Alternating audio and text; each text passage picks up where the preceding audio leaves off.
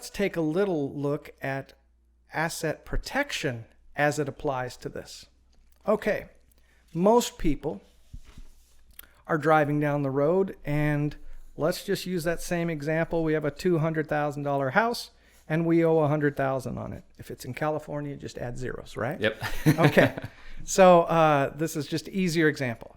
So let's say we're driving down the road, and we're working our job, and I don't know what happens, but I dropped my cell phone, and therefore I'm on the phone and got down and I rear end someone, and bang, we have an incident. I just went through a situation where the insurance company doesn't cover the asset.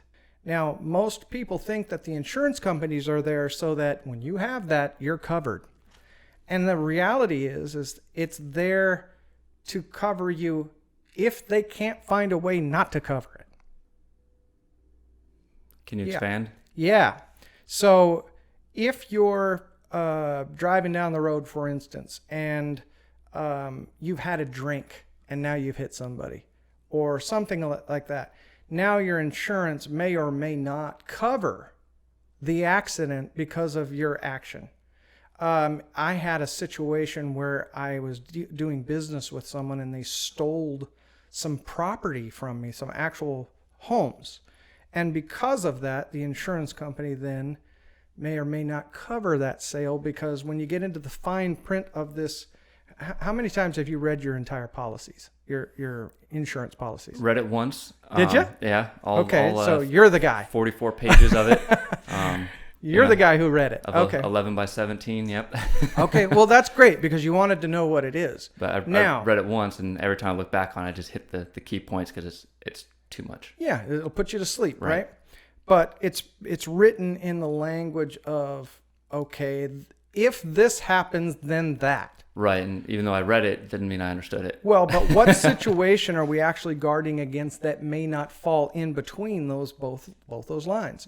What I'm telling you is most of the time insurance will act in an appropriate way. And the only reason that happens is because there's consumer laws set up around it that doesn't allow them to sell you insurance if they're not going to cover. Sure.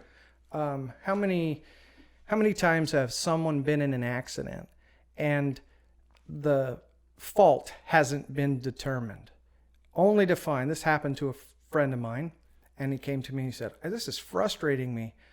I got hit at a stoplight. The other party, the cop, didn't find anybody at fault, and therefore it's taking forever to break down, and it might be years. Mm-hmm. Well, it's because your liability isn't, determinative yet, and so they may just say, well, I'm not going to cover this section of it. And now you have a lawsuit and you're in for depositions on the lawsuits and things. You're still involved in the activity. You still have some liability to it. Mm-hmm. It's whether or not your liability is found at a later time, maybe from a court case. Most people think I have insurance so that if I am in an accident, this is going to cover me. And to some certain aspects that might be true. But let's just go back and say we're driving down the street, bang, something happens, and now we have an action. What we have as far as our home is we have a huge bullseye of money that whatever action is going on can go after. Okay? And so, I was sued once from a pizza delivery man who was delivering pizzas to my tenant and slipped off the porch, icy or snowy or something, and sued me for $30,000 for lost income and wages because he slipped off on a home that I didn't live in but was a rental. Now, first line of asset protection, insurance. Okay, so the insurance company settled that out. That was I don't even know really what the activity was, but that activity created a liability out there that was potentially mine, mm-hmm. and that liability could cloud or take away assets that I currently had on the table. Sure. Okay, a HELOC loan, if we were to borrow this from a HELOC and take the money and invest it into something different, maybe in a different company, in a limited liability company or a corporation or a trust, we take that out of the possibility of getting sued, okay, or someone taking it from us, and we put it in the hands of an entity that doesn't drive a car or doesn't have a tenant or doesn't have these certain liabilities that a human has. Right. Okay. And if the value of property then falls, who's affected? If you've already taken the credit line out and bought something of value, let's say it's a real estate mortgage note, and you buy that note with it, and so that's a part of the bundle of rights, right? So let's say that we take out this $100,000 out of this property, and we go over and we find another $200,000 property that someone owes $100,000 on, and we don't buy the second position, we buy the underlying first that's at 50% LTV or less.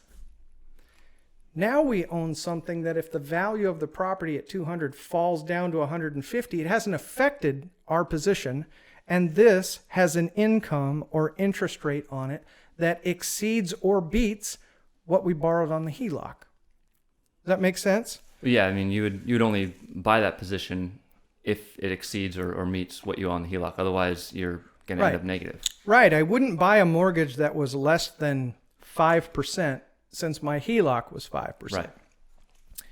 Right. But if you found a mortgage that was 7%, maybe a private contract or something, Sure. someone puts a down payment down. So people buy those all the time.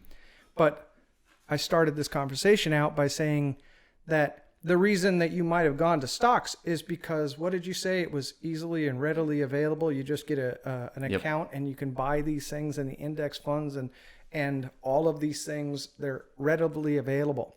What's not readily available to people is the fact that, or they don't think it's readily available, is the fact that there are mortgage contracts and note positions and deeds of trust positions, all the things that you just have to learn about.